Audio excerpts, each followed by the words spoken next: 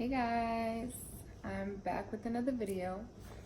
So I told you guys in my last waitressing tips video that I was actually gonna give you guys a part 2 to that, as well as a bartending video, a bartending tips video. So I'm here with the bartending advice and tips video.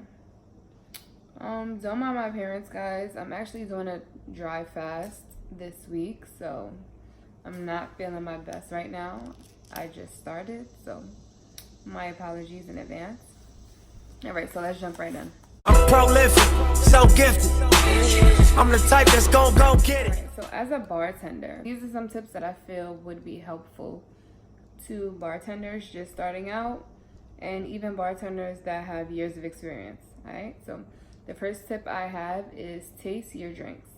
If the establishment that you work for allows it, I recommend after you make a mixed drink to actually take like a little skinny star straw, dip it in a drink, hold the top, and then put the straw in your mouth to taste what was in the straw.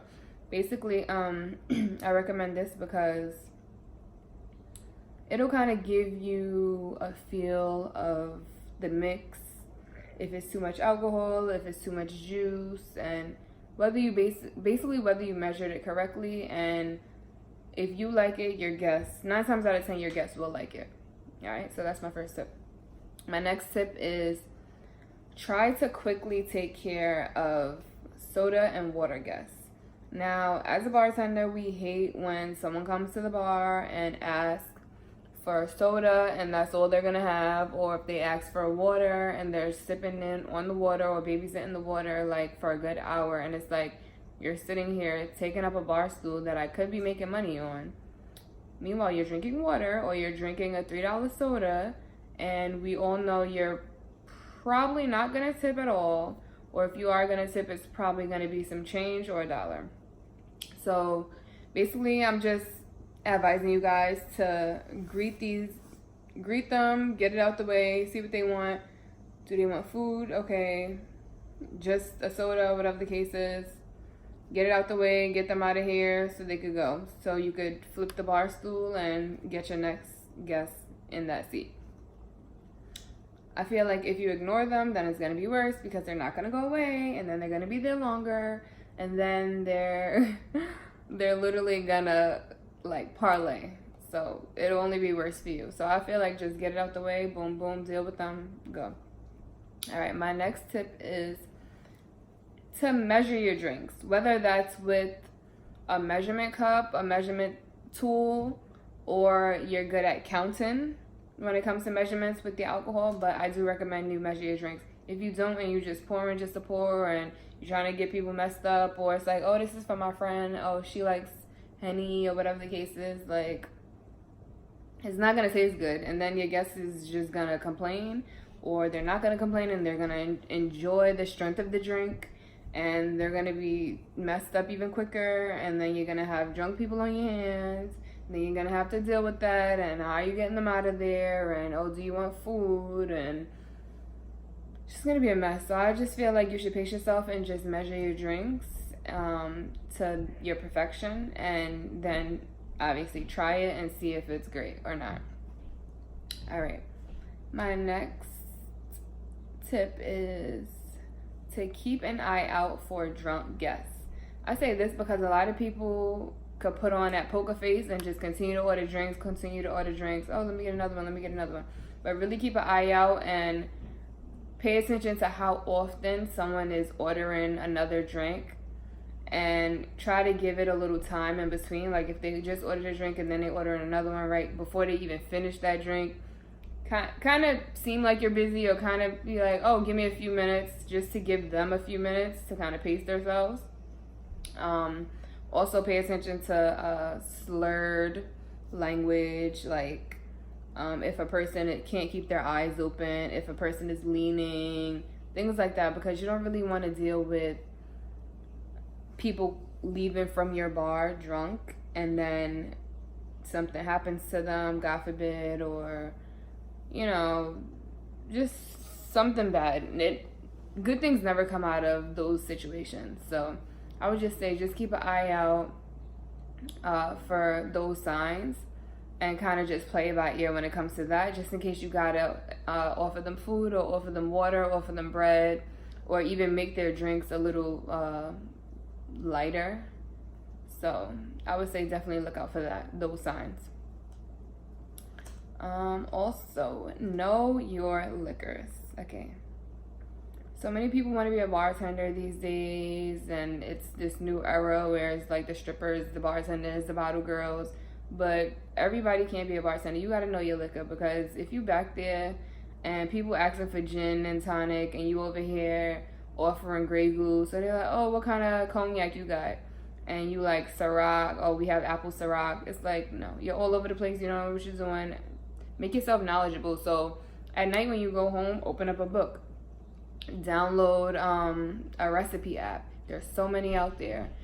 You could Google things, Google tips, come on YouTube, you know, like there's so many ways to gain knowledge on alcohol and the strength and the percentages and the proofs of alcohol. So I would recommend to do that before becoming a bartender. And if not, if you don't decide to do it before, then practice during, like while you're bartending. Practice at home, practice after your shift, practice before your shift. Just gain that knowledge on a daily basis, because it's better to have, so that it just comes to you quick, and you know what you're talking about, you know what you're doing, you know what your bar has, you know what bottles you have on deck, like the inventory, things like that. It really makes you look good, and plus bigger tips. All right, next, always ask your guests if they need change.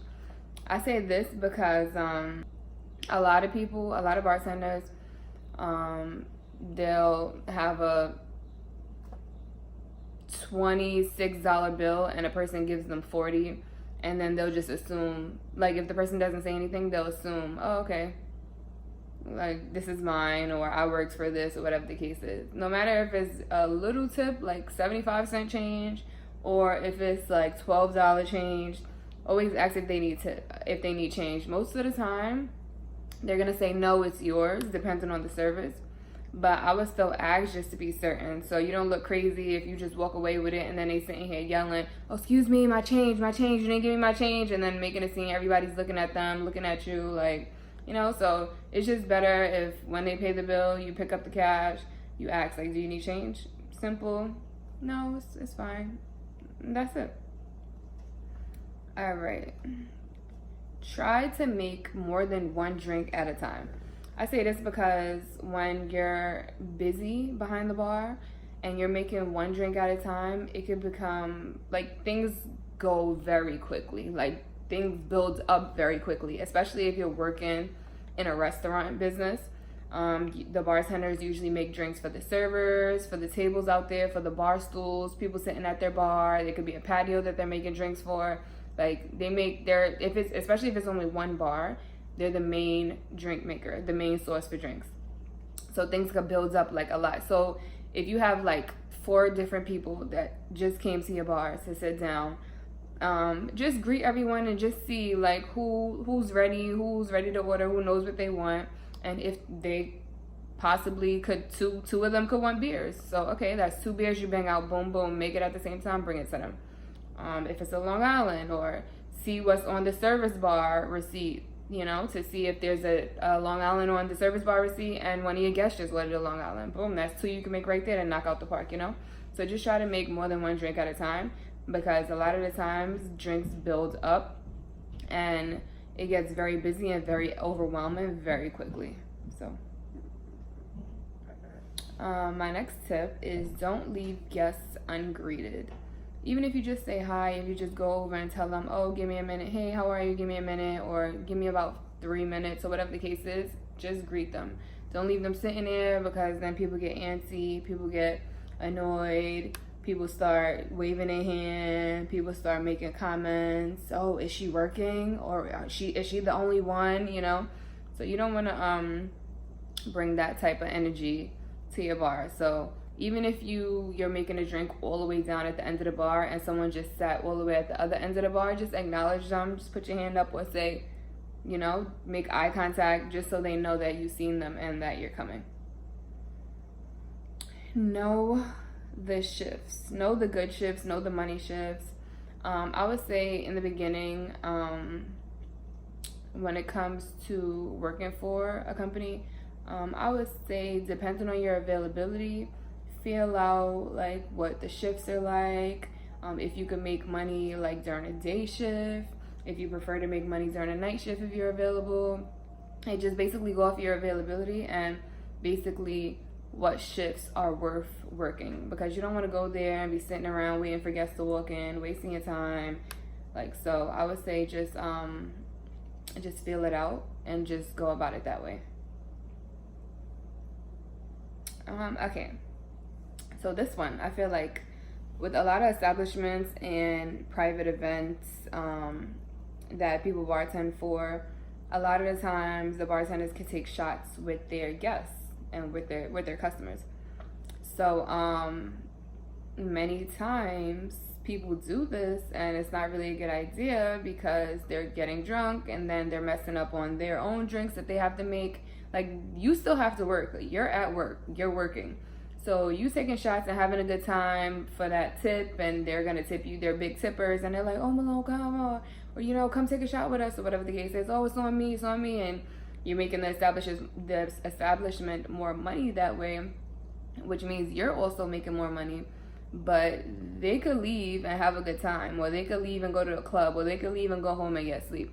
You still have about 2 to 4 more hours there. Maybe it's the beginning of your shift, and you still have 8 to 10 hours there, So it's like, I recommend, if you are going to take a shot, take 1 or 2, depending on your tolerance, and then start to take water shots.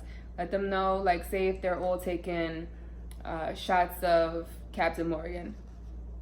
You say, "Oh, I'm going to do tequila today, guys," or "I'm only doing tequila, so if you're going to buy me a shot, it's gonna have to be tequila. Fill it up with water, take your tequila shot, take your water shot, make it seem like it's tequila, whatever the case is. Even if you have to put the bottle over the shot glass and hold the spout to make it seem like it's coming out, but it's really not, and then you secretly go and get your gun and pour water in yours, whatever you got to do. If you got to take the shot, put it in your mouth, and then drink something out of a bottle as a chaser and spit it back in that chaser bottle, do whatever you got to do, whatever you need to do. But you still got to work, and it's not a good look if you go to a bar and the bartender is drunk and serving drinks, because 9 times out of 10, they're not going to be coherent. They're not going to be able to make your drinks properly, and they're not going to be very knowledgeable either. So it's not a good look. All right. My next tip is practice frozen drinks, especially in restaurants. When you bartend, a lot of the frozen drinks, they come out with too much ice. And with a lot of the machines, you can control how much ice you put in. So you could like add ice, add a little more, or you could just press a number and a certain amount of ice will come out, depends on how many drinks you're making. I would say practice the frozen drinks and the ice and the consistency and how much ice you need and how much liquid you use, because nobody wants a frozen alcoholic beverage that's like literally watered down, that's like icy. A lot of people do like that, and they will ask for that if they like it like really thick. But a lot of the times it has to be an even consistency. And even with me, when I go to like McDonald's and get a frap or something like that, and they be putting too much ice, it's just like, who wants this? Like, it just tastes like bare water. Can't taste the flavor, can't taste the coffee, So just practice if you do sell frozen drinks at your bar, just practice that, the margaritas and the consistency and how much to put in it, and make sure it's a nice even slush. Just practice it out, just to really become more knowledgeable about the frozen drinks. All right. Another thing is watch for bugs in the liquor bottles. I know it sounds weird. I know it could sound foreign to a lot of people that's new to this. But after a while, like if you don't cover the liquor bottles properly or place the caps back on them properly at night or when you're not bartending, you can get like bugs in the liquor. Like I've seen like held up a bottle and like seen in light like a bunch of bugs like in the liquor bottles, just dead, chilling around. Some might be still alive. So this is very common. So just make sure like when you're done bartending, you're wrapping your bottles, you're putting tops on your bottles, you're making sure they're closed, there's no air going in, there's no openings for bugs, because if you think about it, liquor is sugar. And bugs and insects love sugar, they love sweet stuff, they love food, and they go down in bottles, and it's just not okay. If you're serving alcohol and you're pouring liquor in a drink, and then what do you think? The bugs is gonna stay in the bottle? No, they're gonna go into the drink as well. And it's not a good look. All right, my last tip is wipe down the bottles and wipe down the bar. Basically, it coincides with the last tip that I had about the bugs being in the bottle.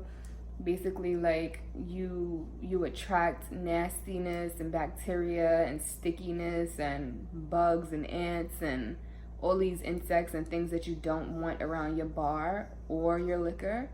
And if you just get a hot rag and just wipe the bottles down, even if you say, oh, you know, I didn't even use this today, still things splash, things get dirty when you're making drinks, things go here, things go there, it's stuff on the roof sometimes, you know.